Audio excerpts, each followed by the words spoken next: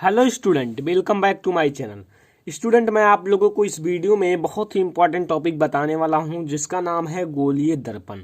मैं आप लोगों को गोलीय दर्पण बताऊंगा और आप लोगों को उत्तल दर्पण, अवतल दर्पण और समतल दर्पण तीनों को समझाने वाला हूं और गोलीय दर्पण को भी बहुत ही अच्छे से समझाऊंगा। तो इस वीडियो को आप लोग लास्ट तक देखते रहिए। वीडियो पसंद आए तो लाइक कीजिए, शेयर कीजिए अपने दोस्तों के साथ। चलिए शुरू करते हैं। तो स्टूडेंट, पहले हमें समझना जरूरी है गोलीय दर्पण होता क्या है। नाम क्या है? गोलीय दर्पण, यानी कि गोलीय यानी कि गोल हो। ठीक है, तो अभी मैं आप लोगों को समझा दूंगा बहुत ही अच्छे से, ध्यान से देखिएगा। किसी खोखले गोले का पृष्ठ जो होता है गोलीय दर्पण कहलाता है। किसी खोखले गोले का पृष्ठ, जो आपका गोला मतलब कोई खोखला गोला हो, उसका पृष्ठ जो होता है गोलीय दर्पण कहलाता है।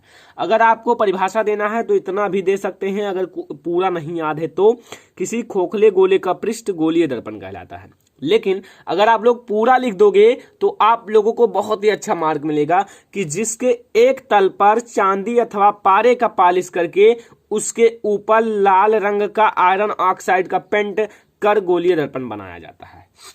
ठीक है, समझो। आपके पास एक गोलीय दर्पण का पृष्ठ है। ठीक है, एक गोलीय दर्पण का पृष्ठ है। ठीक है, गोला बहुत अच्छा नहीं बना, ठीक है, तो अच्छा ही है आप लोगों के लिए। ठीक है, तो ये मैंने एक गोली मतलब गोला लिया है। ठीक है, अब इसके जो एक तरफ है मतलब उसके पीछे उधर हम लोग क्या करेंगे, चांदी अथवा पारे का पॉलिश करके उसके ऊपर लाल ऑक्साइड का पेंट कर देंगे। ठीक है, तब जब हम लोग पेंट कर देंगे तो इस तरफ हमें स्पष्ट दिखाई देगा।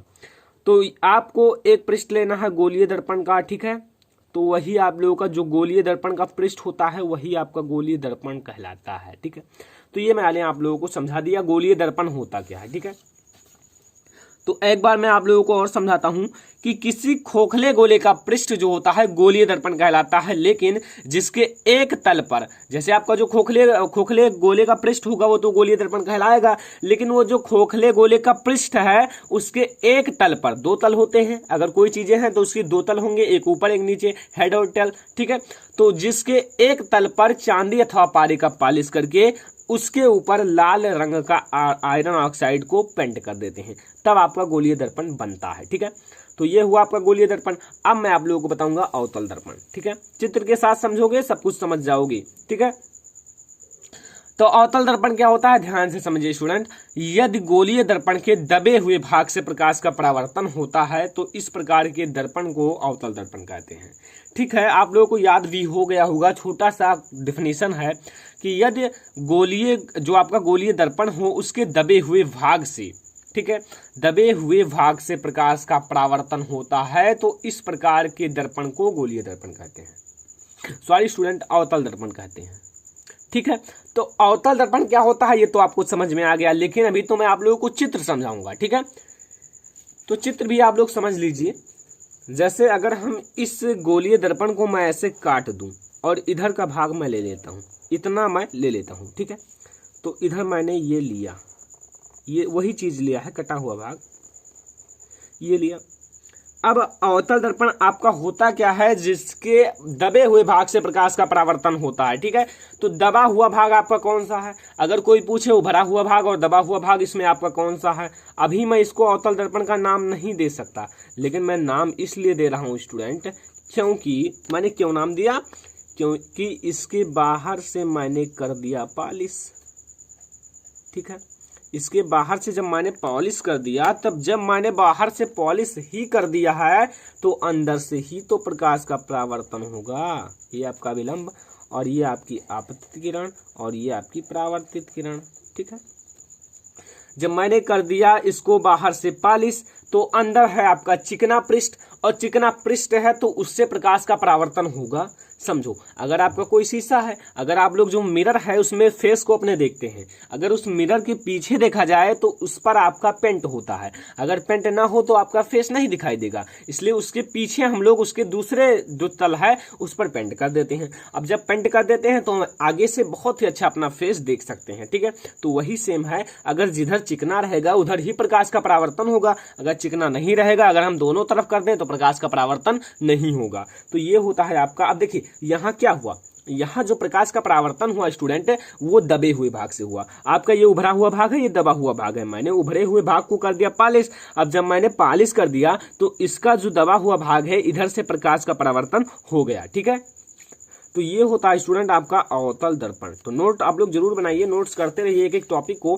तो ये आप लोगों को अवतल दर्पण समझ में आ गया होगा। एक बार और बताता हूँ, यदि गोलीय दर्पण के दबे हुए भाग से प्रकाश का परावर्तन होता है। जो गोलीय दर्पण है ये भी आपका एक गोलीय दर्पण है। गोलीय दर्पण को मैंने काटा तो वो भी तो गोलीय दर्पण का ही एक भाग है। ठीक है, तो गोलीय दर्पण के दबे हुए भाग से प्रकाश का परावर्तन होता है, तो इस प्रकार के दर्पण को अवतल दर्पण कहते हैं। बस इतना आप लोग समझ लीजिए।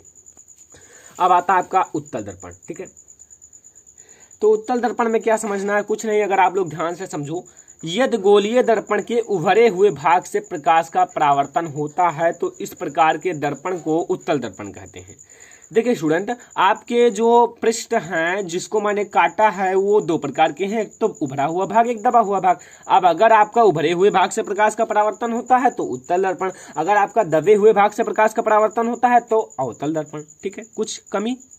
आई होप कि आप लोगों को समझ में आया होगा। अब मैं आप लोगों को चित्र के साथ समझाता हूँ। ठीक है, चित्र क्या है, इसको मैंने काटा तो इस प्रकार से हमें प्राप्त हुआ। ठीक है, प्राप्त हो गया। अब प्राप्त होने के बाद आपको इसे अंदर से पॉलिश कर देना है।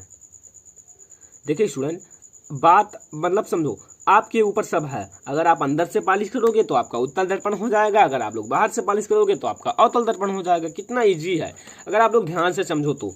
ये आपका है अभिलंब, ठीक है, और ये आपका है आपतित परावर्तित। समझो, आने वाली किरणों को आपतित किरण, मैंने पहले इसे खींचा, समझ लीजिए, ये आपकी आपतित किरण, ये अभिलंब, ये आपकी परावर्तित किरण। ठीक है, समझ में आया? तो ये था आपका उत्तल दर्पण। ठीक है, तो आप लोग आई होप कि समझ में आ गया होगा। देखिए उत्तल दर्पण क्या होता है, यदि गोलीय दर्पण के उभरे हुए भाग से प्रकाश का परावर्तन होता है, उभरा हुआ भाग जो होता है उससे प्रकाश का परावर्तन होता है, तो वो आपका होता है उत्तल दर्पण। आता है समतल दर्पण की बारी। तो इस दर्पण का जो परावर्तक पृष्ठ होगा समतल होगा, जिसके एक तरफ हम लोग पेंट करते हैं, लेकिन इतना ही सही है, इस दर्पण का परावर्तक पृष्ठ जो होगा वो समतल होगा। कैसे समतल होगा, ध्यान से समझिए। समतल दर्पण आपका जो होता है वो बिल्कुल समतल होता है और इसके हम लोग एक पृष्ठ पर ऐसे पेंट कर देते हैं, तो ये हो जाता है आपका समतल दर्पण। तो आई होप कि आप लोगों को गोलीय दर्पण, उत्तल दर्पण, अवतल दर्पण, समतल दर्पण ऑल टू ऑल समझ में आ गया होगा। ठीक है, तो मैंने आप लोगों को समझाने के लिए ही इस वीडियो को बनाया है, ताकि आप लोगों को समझ में आए। और आप लोग कमेंट कीजिए आपको जिसमें दिक्कत हो, मैं आप लोगों को जरूर वीडियो बना के दूंगा स्टूडेंट। तो वीडियो पसंद आया हो तो वीडियो को लाइक कीजिए, अपने सभी दोस्तों के साथ शेयर कर दीजिएगा। चैनल पर नए आए हूँ तो चैनल को भी सब्सक्राइब करने के बाद बेल आइकन को जरूर प्रेस कीजिए। तो स्टूडेंट फिलहाल इस वीडियो में इतना ही, तब तक के लिए धन्यवाद।